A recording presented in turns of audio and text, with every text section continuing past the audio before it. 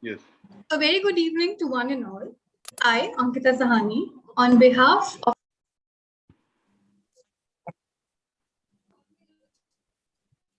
I think Ankita has left. Ashutosh, we can start without her then.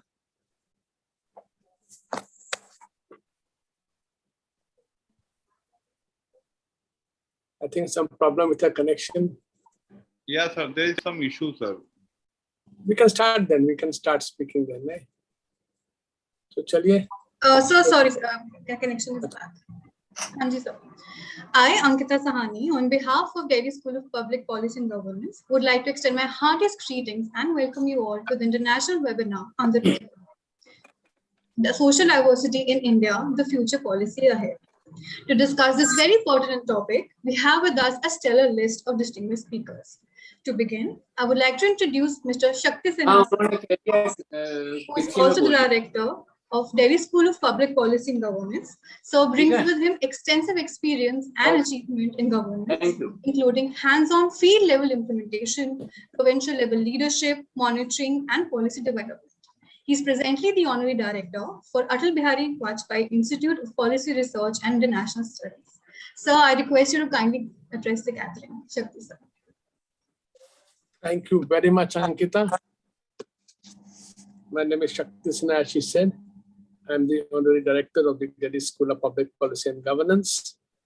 And it's been a great pleasure to welcome all of you to this webinar today on Sociology of Diversity in India, Future Policy Ahead, which we are co-hosting along with the Bharatiya Shikshan Mandal.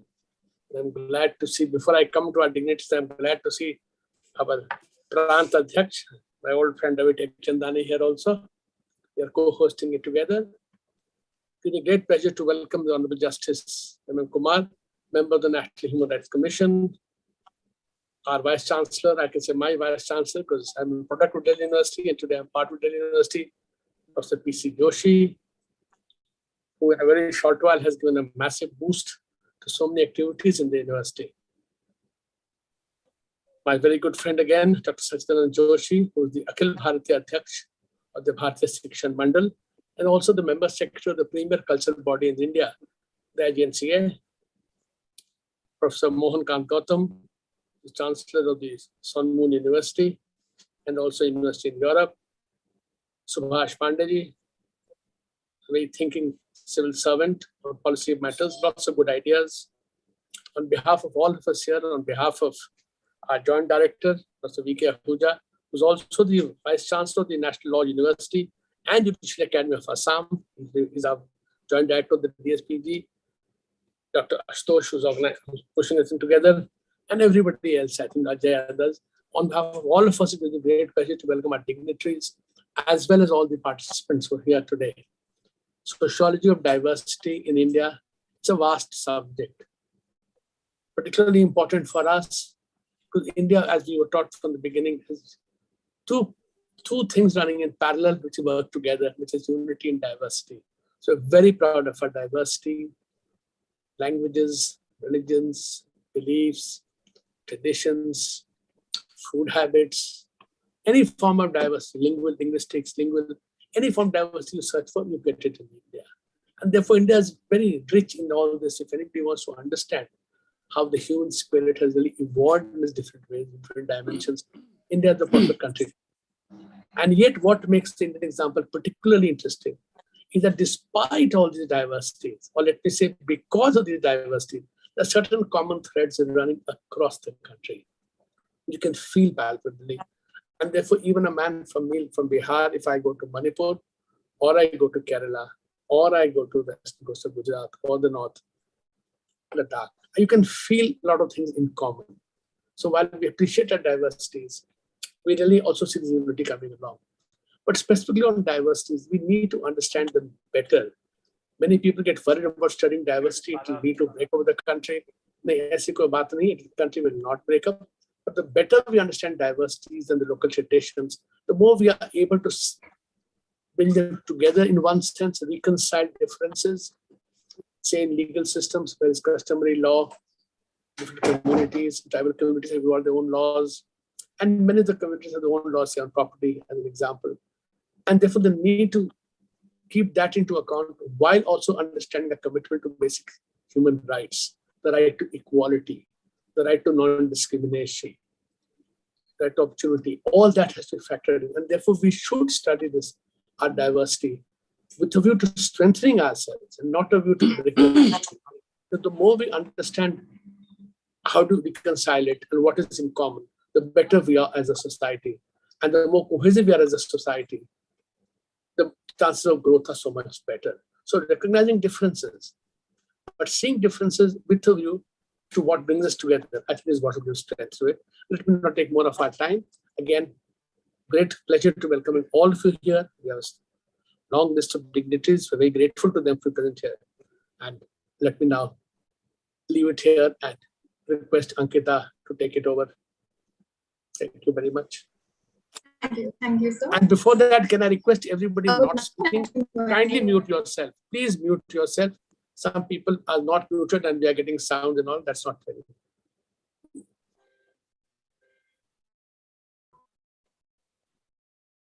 Okay. I would now like to invite Honorable Vice Chancellor, Delhi University, Professor P.C. Joshi, sir. Sir has been the head of department in anthropology in the University of Delhi. He served as the head of department in various institutions like the H.N.B. Gharwal University and Institute of Human Behavior and Allied Sciences. He is the recipient of the Indira Pradarshini Prishya Mitra National Award, as well as the Inter-University Center Associateship Award in Humanities and Social Sciences. He has been in the panel of experts for Indian Council of Social Sciences Research and member of Advisory Committee, Anthropological Survey of India. Besides 9 books, his papers numbering more than 150 have appeared in many journals. So I request you to kindly deliver the presidential address and address the gathering. Good afternoon to all the dignitaries. At the outset, I would like to first of all congratulate all of you on the Foundation Day, which was celebrated today of University of Delhi. Today we are formally entering the 100th years, so it is a matter of great pride for all of us.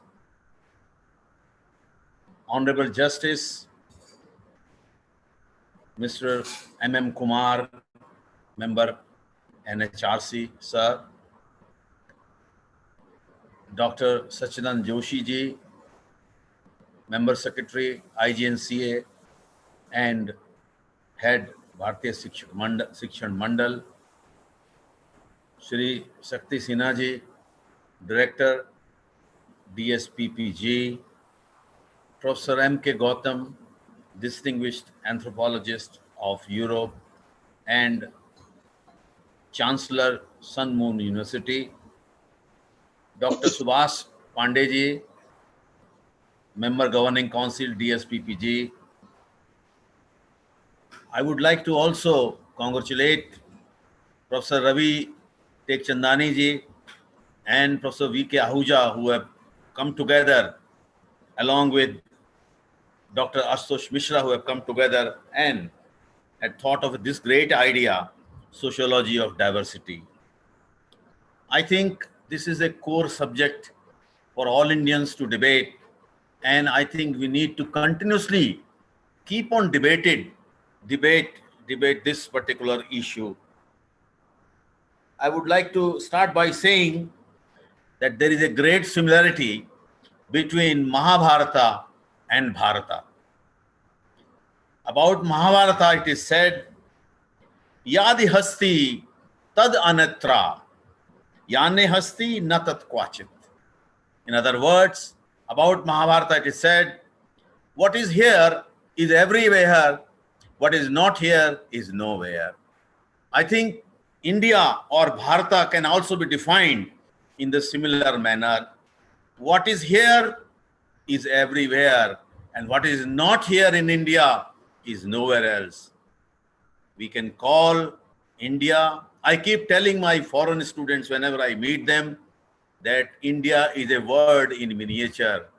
If you do not have time and money to see the word, please go around India. You will see the word at one place. This is true of India. You have all kinds of religions. In fact, many religions have originated from India. And other religions also have their steps from the earlier times in India. Christianity came way back in we know in Kerala, and so is true of Islam, Buddhism, Hinduism, Sikhism, and Jainism have taken birth in this great country. This country also has all kinds of racial forms, all kinds of linguistic families, all kinds of cuisines, right from very hot and oily cuisines to almost boiled. If you go to Northeast, you'll find there is a lack of frying there. So you have all kinds of cuisines here, all kinds of dresses, all kinds of folklores and folk songs and myths and legends. That is oral literature. So what I want to say is that India is a great diverse country, and diversity is not a weakness of India. Diversity is our strength. We used to say unity in diversity. I would say that India's unity is its diversity. Indian diversity is very, very special. In India's diversity, we are accommodative. We accommodate. And Indian diversity, I always would say, go along with freedom and autonomy. People enjoy their diversity. People enjoy their freedom and autonomy. It is because the Indian diversity is going along with the provision of freedom and autonomy that we see India as a united country. And I think India is also a great experiment, global experiment, where we teach the world how to live in diversity. I always say, people say Hinduism is not a monolithic religion. Hinduism is a great diversity. It is actually an epitome of diversity. And I always say, whenever we have Kumbh is nothing but celebration of diversity. So diverse cultures, so diverse cuisines, so diverse dresses, they come together and celebrate. Every 12 years, India celebrates this festival of diversity. So when I talk of sociology of diversity, I think India is the place which has told the world how to live together with the diversity. And India is a lesson to the world. And I think this is the great thing, that we are lucky to be born in India, because we are born in a country where diversity is liked, where diversity is practiced, where diversity is the strength of this great nation.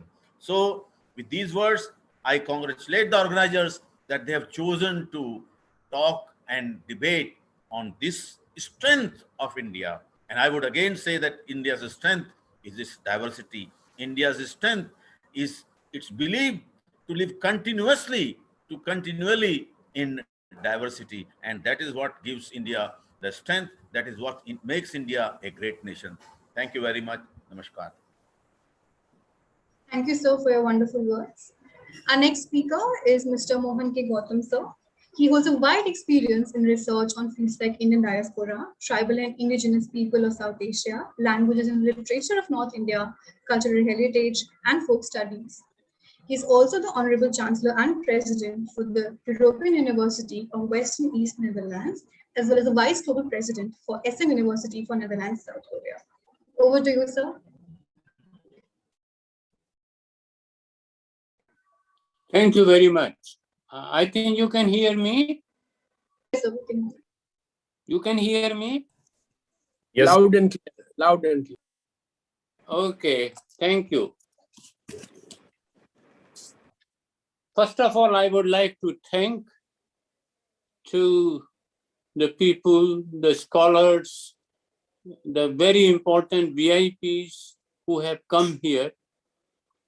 I would not be able to tell everything about them, but I would like to start with that the sociology of diversity in India has been taking this topic, and where the Institute of Eminence of Delhi University, that is the Delhi School of Public Policy and Governance, and of course, in collaboration with Bharatiya Shikshan Mandal, Delhi Prant, I would like to thank them with my heart very, very much, because they have taken this subject, which is always bothering not only to Indians, but also to outsiders.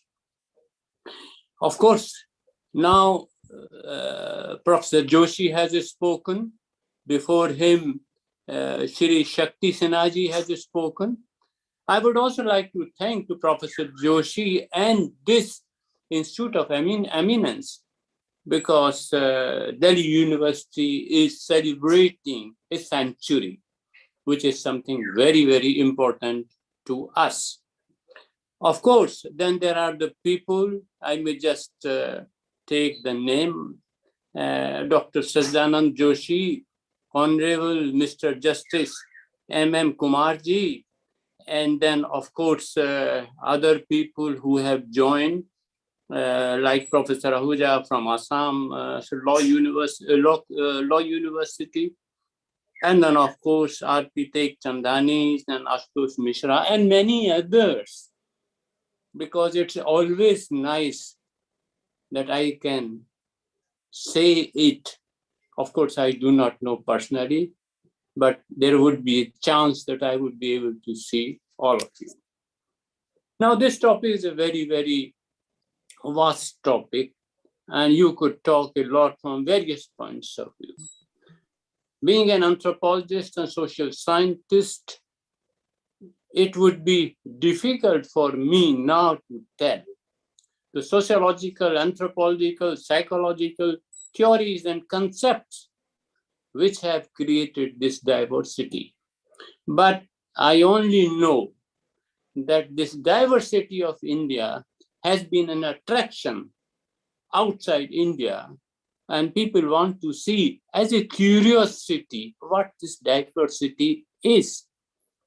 It's a land, as Shakti ji, Sinha ji said, as Joshi ji said, it's a land of various paradigms, or I could say variations. You have in cultures, you have in languages, you have in behavior patterns, you have the norms and the religious values. I mean, I need not to tell them, but you all know what we are talking. One thing I would like to say is very interesting. Certain things have been created by us, that means Indians, I feel myself Indian, as well as the outsiders, the scholars. For example, if we take the language issue, there have been always the problem with the language, not because that the Indians created the language problem. Of course, there have been, but the most important has been that two social scientists created problem in 60s and 50s.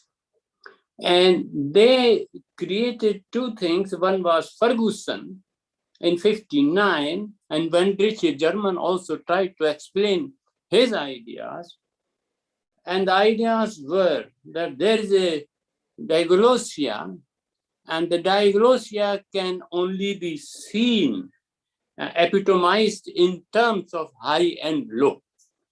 So India also got that idea.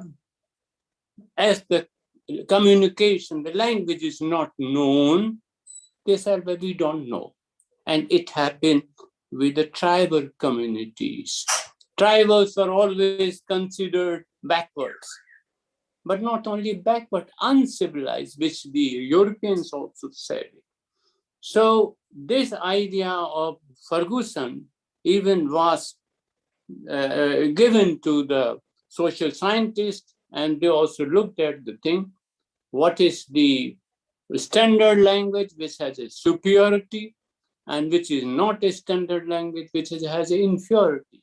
So people did develop some sort of psychological depressions in this line. Only Fishman was another person who said that language can have as many as possible, but there's no question of high and low. It's a question of, as anthropologists and sociologists have tried to say it or make it very clear, and that is like, I would use the name like Talcott Parsons, Radcliffe Brown, and many anthropologists, it's no use to tell all the names. They tried that there are concepts of action, like Edward Shields also did it. And action actually defines the roles of a person. Without role, you can't do. Sometimes, like, it's very interesting. If you take Hindi, you use the second person, and second person has variations like tu, tum, aap. And sometimes you will use the tu to the gods, and you will use also tu to mother, and you will also use tu sometimes very, very near person, which sometimes, unfortunately, we say servants. And aap is only used, which means the Atma itself, as a third person to whom we do not know. But sometimes we also say aap to the God. So it's a question of role theory, which is flexible and fluid, and it is moving. And I think this has been a part of, in India, that the languages were considered differently. So that's the one idea which I would like to tell to you, that languages are the same. My own theories are, you cannot compare the languages. I mean, I do see here when there is a joke in the BBC, sometimes the Dutch people or German people don't laugh at all. But where there is a joke of the German or French, the British also don't laugh. So question of communication, how we can work it out. This is very interesting. And I will try at the end to give you some ideas in which way we can really develop the extension of being together. Anyway, this is, sorry, there was a telephone from my daughter. So we can do something there. Cultures are actually behaviors.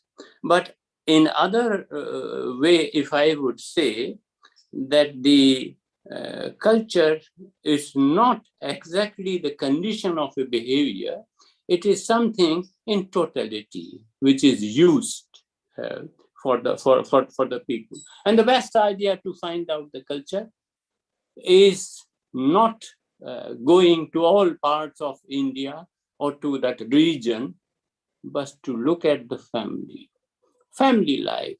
In the family life, whatever you learn the culture. And whatever you see outside, which is the family, outside the family, like neighborhood, etc., that becomes a part of culture. And that's why culture moves from family to the bigger circles.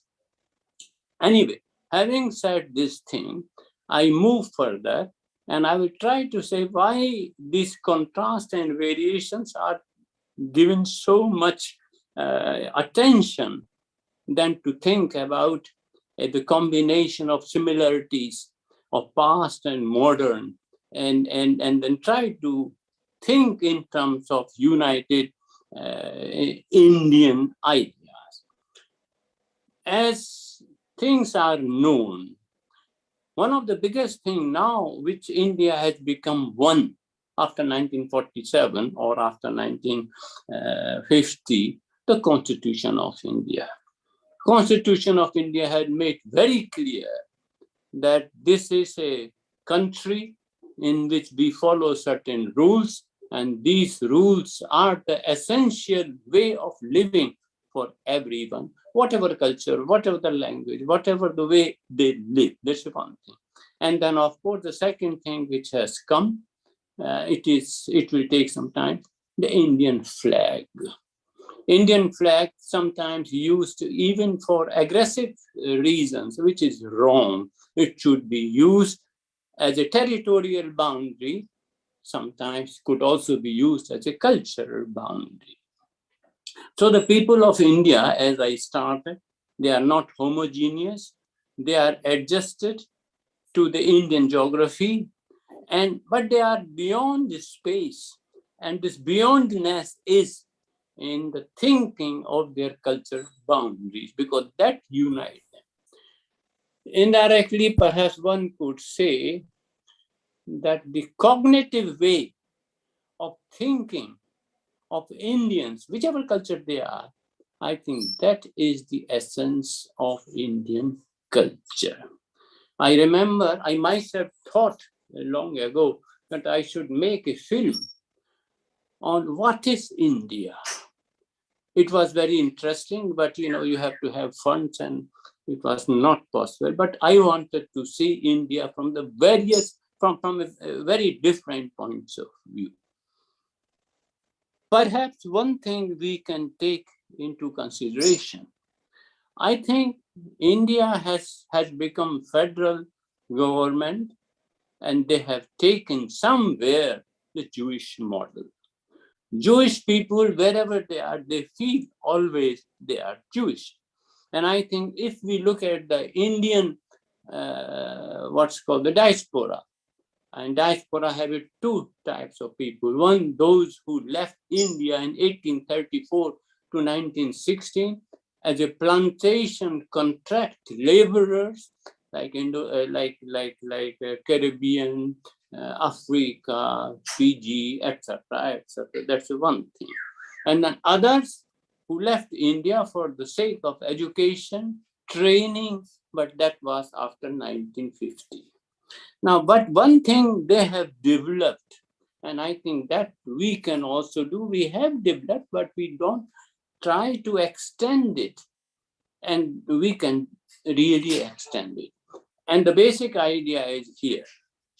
There are two concepts which I always feel very, very important, and I think there we should give a lot of importance from the social sciences points of view, from the government point of view, and from various disciplines which are connected to each other, even the humanities and communication. And I always think that if we can develop this thing, I mean, thinking I will tell you what, then perhaps we have, as India has always lived together with fauna and flora, ecology, the ecology can be promoted and we can live very nicely in the sense that we can feel all are ours. The two migrant communities who went from India, of course, before that also, there were the people in, many Indians went to Central Asia, even until Russia, there were two places in Russia where they still have the temples and there were the big centers for Indian culture. But that's a different story. I'm not talking about them. Two concepts which I was telling, which should be continued and should be searched through anthropology, through sociology, and through other disciplines. And that is the concept of home, or the home. What is the home? That you have to define. Once you have defined the home, the second thing comes, what is your belongingness? Because belongingness gives a link from where the parents have come, from the region where the families have lived there, and that gives, and if there is a, between these two poles, if there is a balance, if they are together like a structural anthropology, perhaps we can get a very good similarity, and we can feel that psychologically we are the same people. I will give you another example.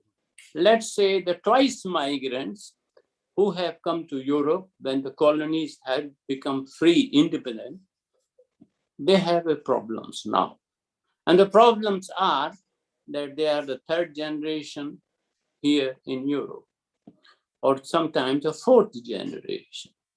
The people who came from various areas like Suriname, Trinidad, Fiji, South Africa, they kept all the traditions of those countries where the Indian culture was there. But slowly, when the children are born here, they develop new ideas because their whole parvesh, this whole surroundings was surrounded by the people where they are born. I mean, like if someone is born in Germany, then he feels he is a German. If someone is born in France, then he feels he is a French.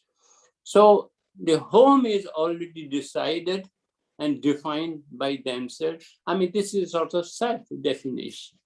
But then India they have never seen.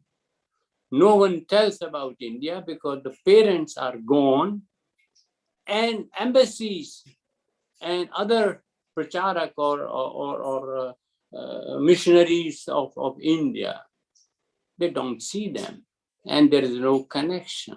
So there is a concept which is increasing, which is developing here. I think the same thing has also been, it's a sort of copy of Indian way, which is, there was a social scientist, Anderson, and he said, if you don't see, if you don't listen, if you cannot conceive the idea, then you develop some sort of imaginary concept.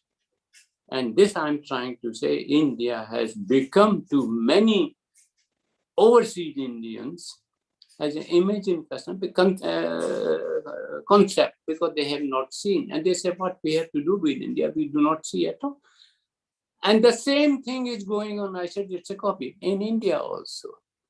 When people move from one place to other place, and they completely disassociate themselves, then the problem starts. And the only way is what sometimes all these migrants who have gone outside, they always say we are sort of transnational migrants. We know who Indians are, where and where and where. But the problems are, all the Indians in various countries do not have the same rules and regulations. Like, for example, I give you an example of Caribbean countries. In Caribbean countries, there are certain concepts which play a role to combine, to connect home as well as the belongingness.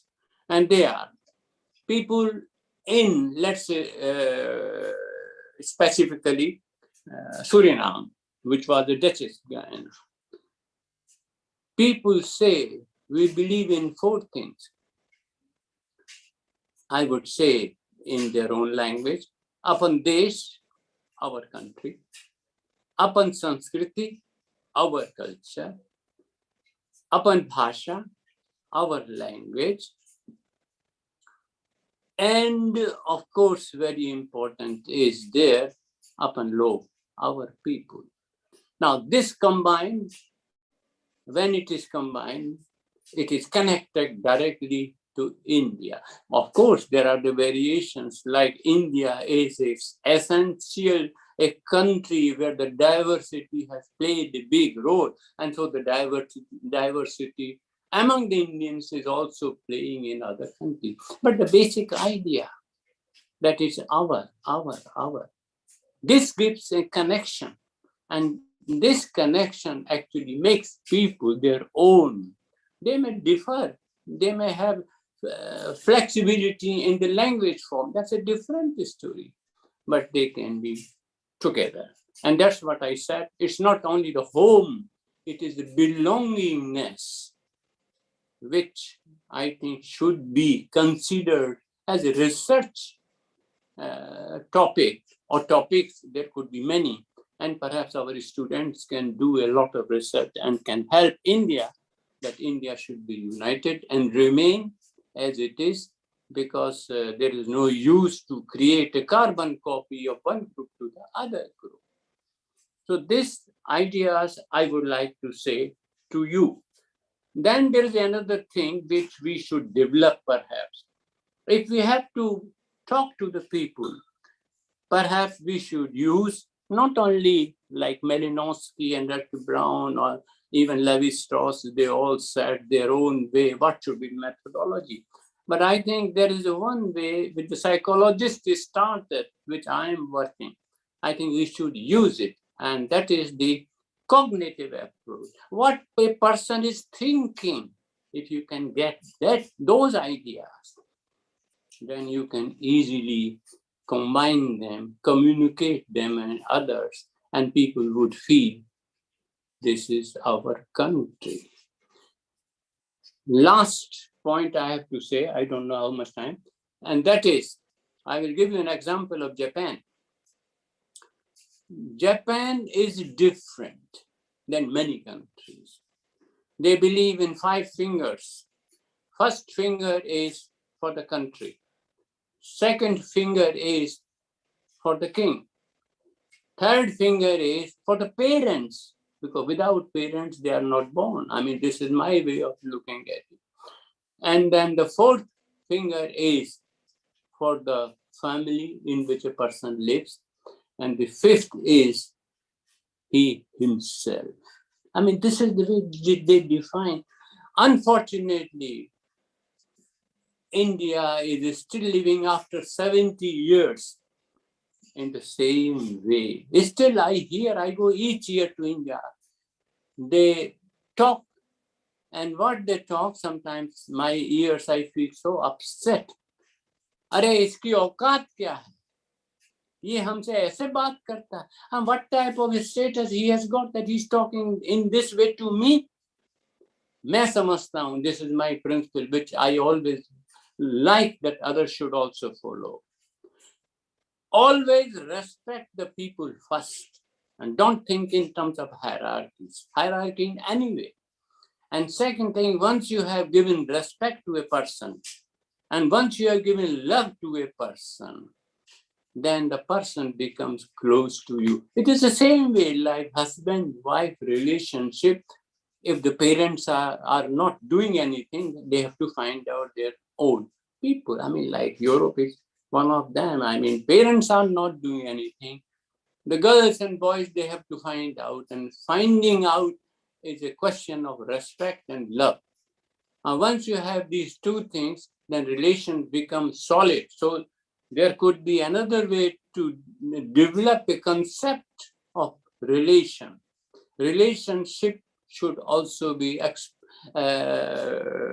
searched out more and more from the social sciences point of view.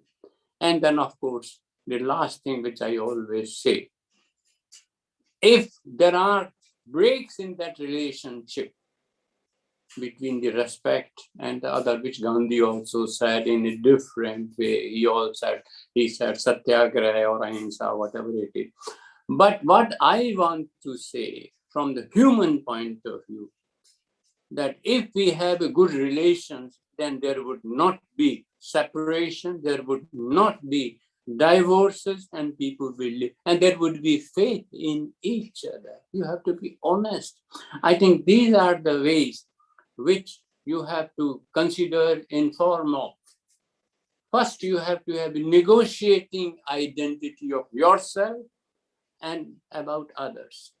Once you have done that, then you should try to signify the other also and yourself also. This is signifying identity you can develop.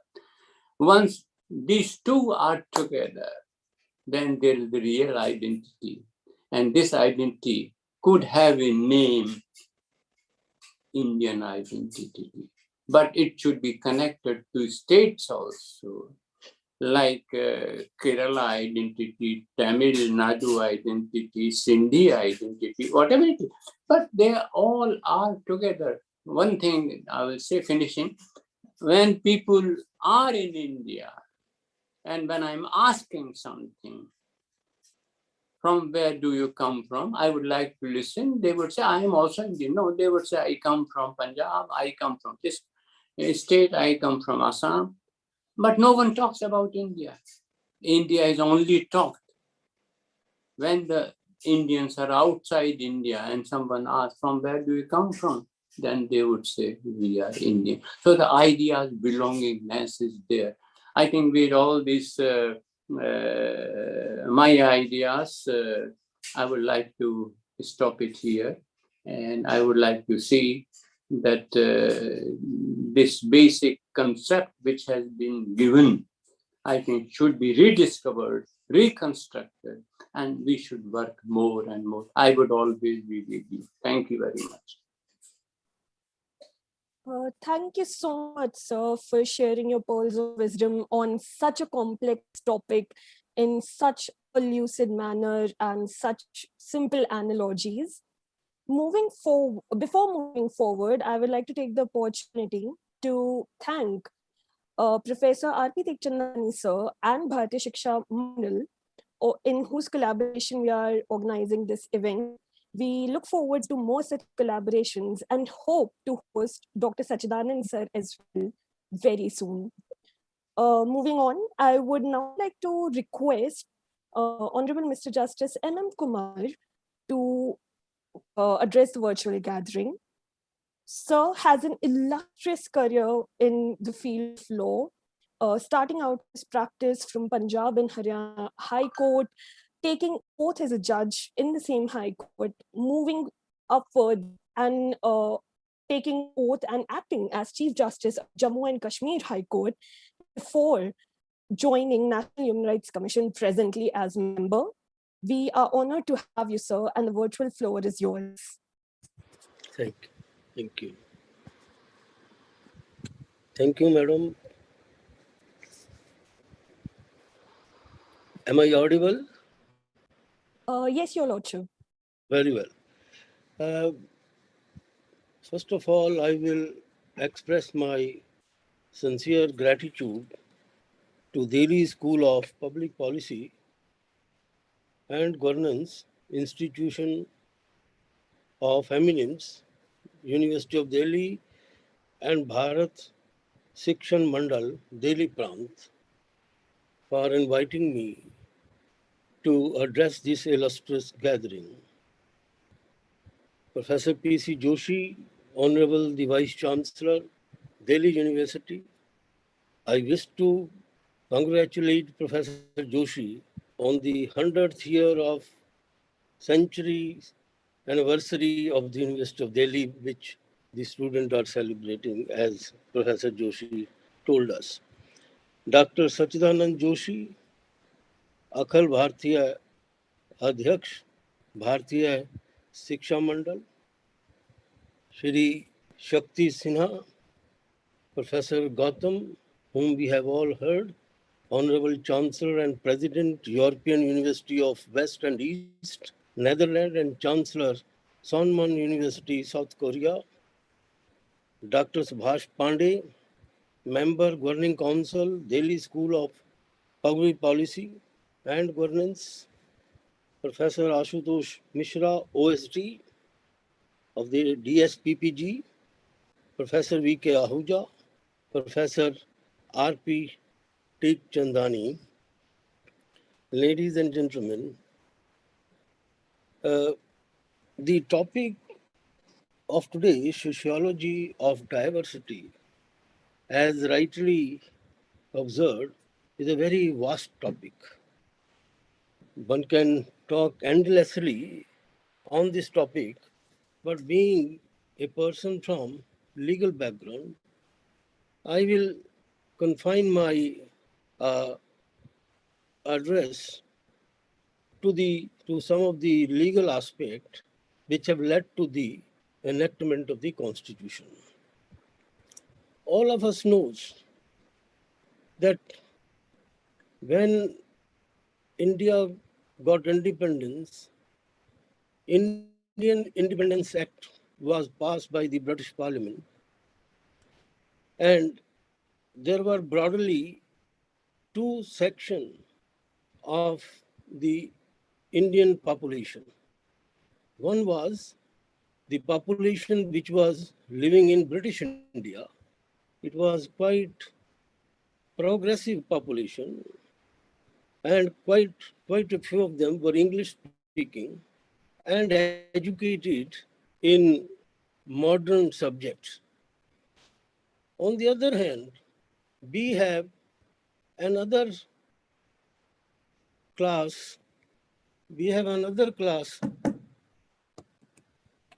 of population which was living in the Indian India. That was the population living in the Indian state. And that population was hardly exposed to the British ways of thinking, British way of living, they were very much away, untouched by the way the rest of the population living in British India was touched. So synergy was to take place. And you can imagine a person coming from princely state. If we talk of Punjab, princely state of Patiala, Naba, Kapurthala, a person coming from these princely states and a person coming from British India like Bombay, Calcutta, Madras, and these are to be brought on the same platform. And there were surprisingly 565 Indian states which were to merge with British India. And strangely, the Indian Independence Act had given choice, option to the Indian state either to go with India or to go with Pakistan.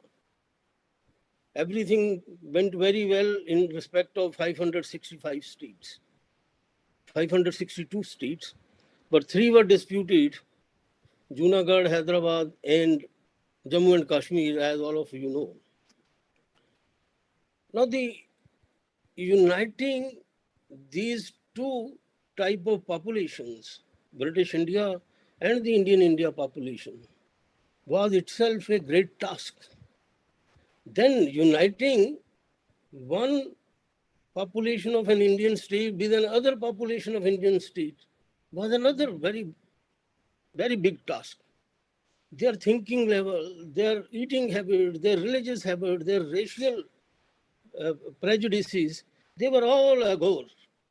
So this synergy was solved by the enactment of the Indian Constitution. Article 14 be enacted. All are equal before law. The state shall not make any law which does not treat people equally. All are equal before law.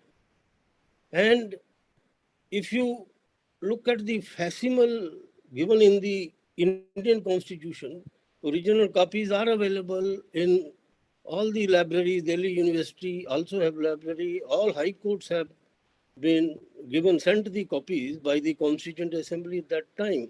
If you look at the facsimile representing every region, facsimile representing every religion, facsimile representing cultural background of various people, are adoring the pages of the original Indian Constitution. What does it show? That the forefathers, the constitutional framers, they were thinking that all under the Constitution, joining the Indian state should unite together. Diversity should be packed in unity. They should be all treated equally, as Professor Gautam has mentioned about the Constitution. I'm happy that a sociologist and an anthropologist has also talked about the Constitution. And he also talked about elimination of hierarchy, which I am glad that Indian Constitution has propagated. I would read the only one or two fundamental duties which the Indian Constitution has adopted. It shall be the duty of every citizen of India to cherish and follow the noble ideals which inspired our national struggle for freedom. Clause F is to value and preserve the rich heritage of our composite culture.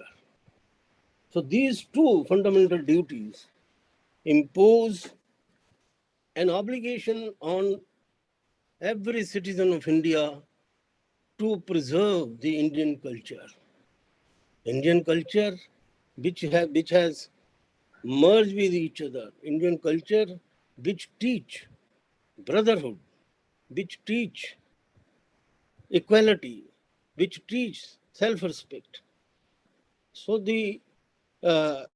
if you look at the judgment delivered by the Supreme Court on this aspect, I will refer only to few judgments, like in St. Stephen College, 1992 Supreme Court. It has been emphasized. While emphasizing on the significance of unity in diversity, the Supreme Court observed, I quote, "The aim of our Constitution is unity in diversity, and to impede any vociferous tendencies for enriching the unity amongst Indians by assimilating the diversities. The meaning of diversity in its connotative expense of the term would include geographical, religious, linguistic, racial, and cultural differences. It is absolutely necessary to underscore that India represents a social, religious, and cultural diversity. Unity in the context of a nation means unity amongst the fellow citizens. It implies integration of the citizens, whereby the citizens embrace a feeling of we, with a sense of bonding with fellow citizens, which would definitely go a long way in holding the Indian society together. So these are the type of words. This is the view echoed by the Supreme Court of India.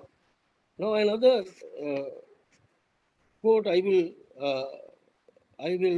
quote from the another judgment of 2004 State of Karnataka versus Dr. Praveen Bhai on the religious tolerance. In this case, the Supreme Court has suppressed on unity in diversity, treating it as the ideal way of life, considering that our nation is a unification of people coming from diverse culture, religions, and races. The court went on to say that our nation has the world's most heterogeneous society, having a rich heritage where the constitution is committed to the high ideas of socialism, secularism, and the integrity of the nation, and problems, if any, that arise on the path of the nation's progress are mostly solved on the basis of human approaches and harmonious reconciliation of differences. The observation made by the Supreme Court in that case, I quote, it is therefore imperative that if any individual or group of persons, by their action or caustic and inflammatory speech, are bent upon sowing seed of mutual hatred, and their proposed activities are likely to create disharmony and disturb equilibrium, sacrificing public peace and tranquility, strong action and more so preventive action are essentiality and vitally needed to be taken.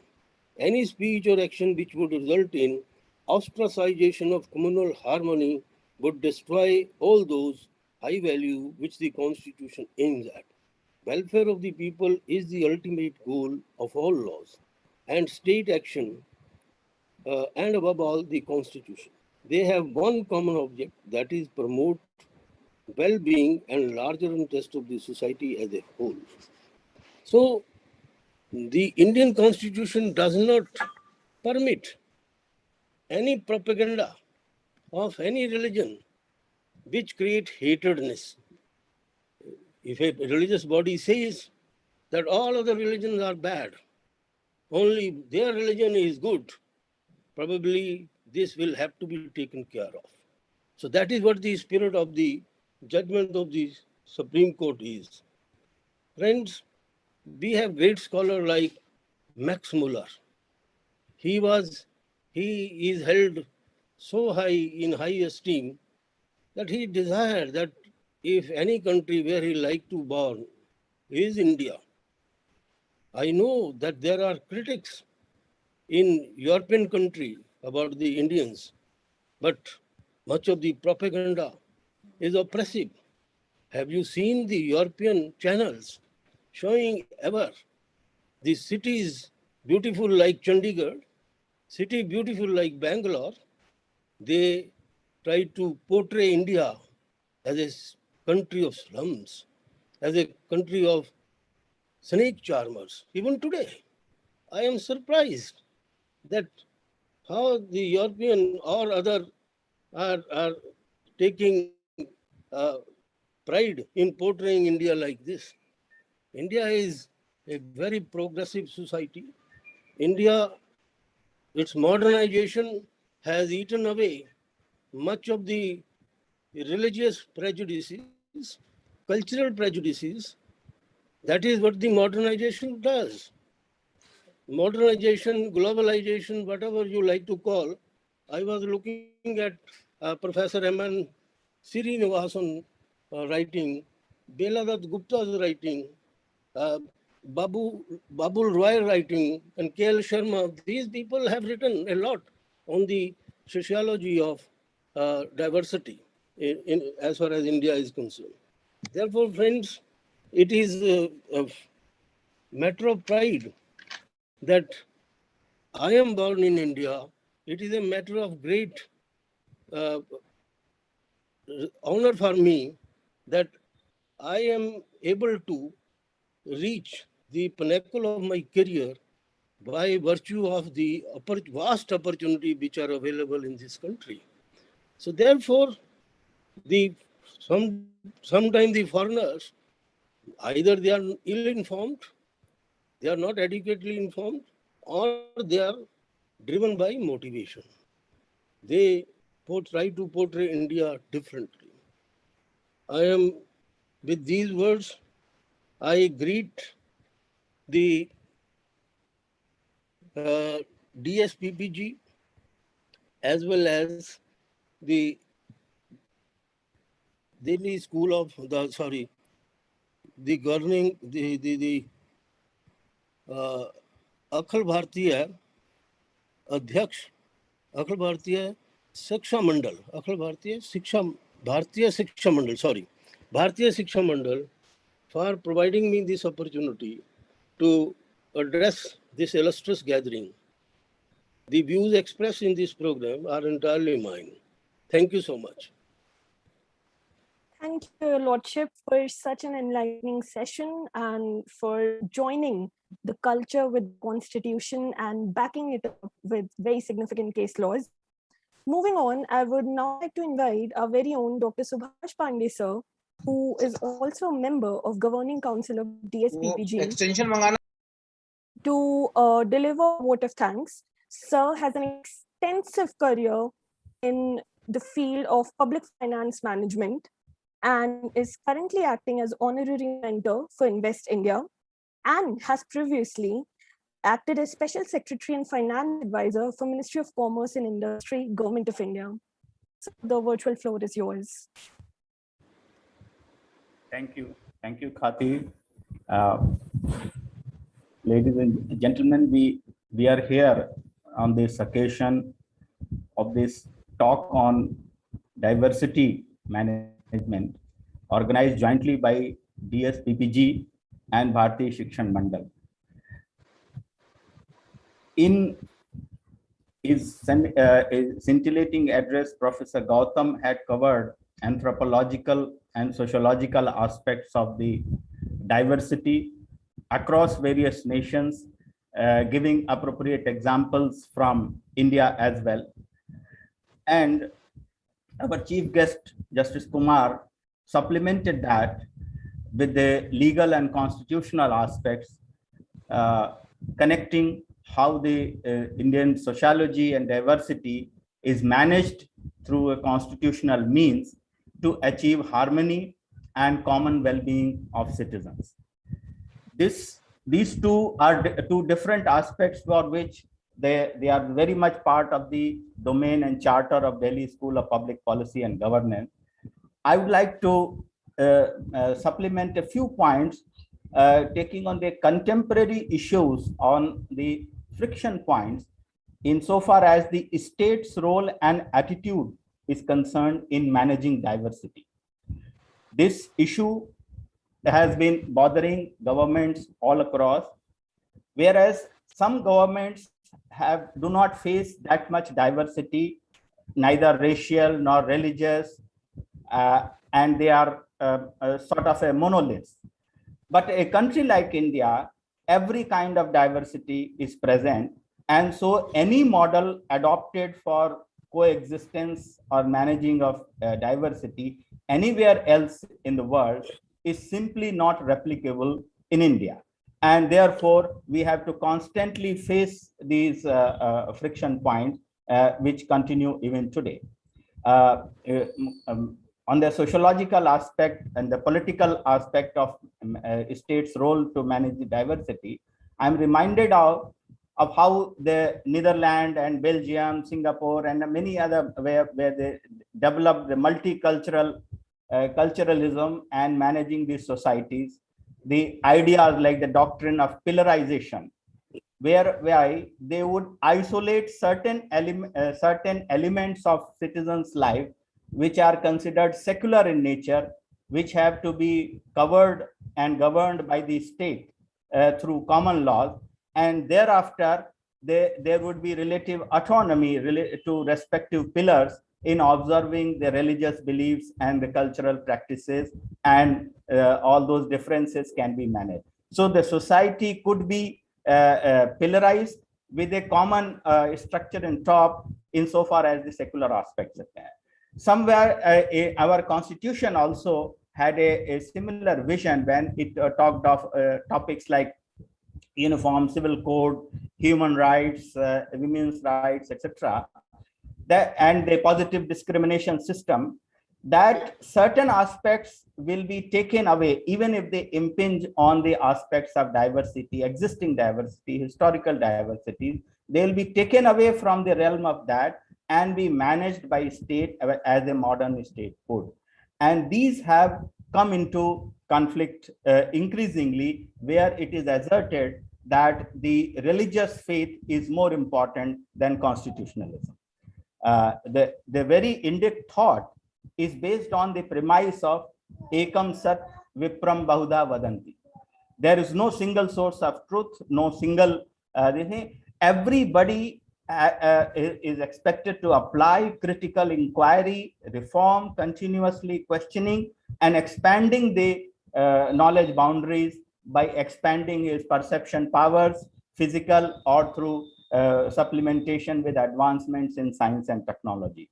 So with this, we find that the conflict arises only when we try to mix the secular aspects of the management of a state with the cultural religious aspect.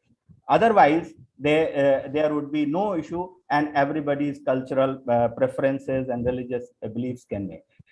Also, it is noted that the religion, particularly where the divisive lines are mostly sharp, is not simply a matter of the relationship of a devotee with the God. There is a community dimension to it. There is a public display aspect of it, and to that extent, it transgresses the boundaries where sometimes a call is to be taken as to where the individual freedom ends and the community interest take care of through mutual interest and mutual respect for each other's sentiments. So with these, I think if we take care of in a proper discourse, where arguments are not seen as the spoilers of relationship, but building a positive and better understanding of each other's viewpoint, that will be the basis of modern statecraft. So with these concluding remarks, it is my proud privilege and pleasure to thank our guests and the organizers of this event. I would like to begin with thanking Professor Gautam for his scintillating address, where he dealt deeply and we could all feel that within the short time he tried to feel like a gagar mein sagar, and we would have loved to have for a longer time, but that is the limitation on events like this. Professor Joshi, our Honorable Vice Chancellor, although not merely confined to formal opening remarks, touched upon the immense diversity and the pride that we have in respecting this diversity as a part of our cultural heritage. The tolerance is part of the heritage, and how we can continue to nurture that. And Justice Kumar supplemented it with the Supreme Court case laws and the history, constitutional history that went into defining the vision of the belongingness between the citizenship towards common good and the mutual respect being the basis of a modern state. So on our Delhi School of Public Policy and Governance within the family, it is part of the institution of eminence, a project which is very special to Delhi University's efforts. And Professor Maharaj Krishna Pandit, who is the Director of Institution of Eminence, and Professor Ashutosh Bharadwaj, who is OSD. Under their support and guidance, the DSPPG has been trying to come up with one event after the other. And in that, I would like to thank profusely our director, Shri Shakti Sinha ji, who has been inspiring us, the whole team, in taking up innovative ideas, a very diverse set of topics and subjects to cover for our webinars. Our joint director, Professor Dr. V.K. Ahuja, Professor Ashutosh Mishra, OSD, very enthusiastic coordinator and organizer, Professor Ajay Sonavane, who has been providing excellent support to us. And finally, we all owe it to our enthusiastic student volunteers, Ankita, Khyati, Palak, Vivek, Kushal, for providing such excellent logistic support for the smooth conduct of this event. Our special thanks to these youngsters. Keep it up. Thank you, once and for all. Thank you.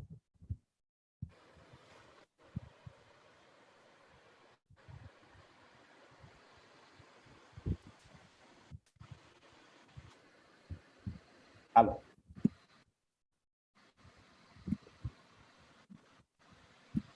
Hello.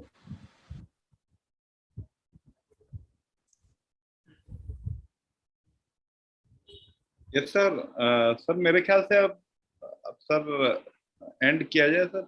Yeah. Thank you, sir. Thank you for your precious time, sir.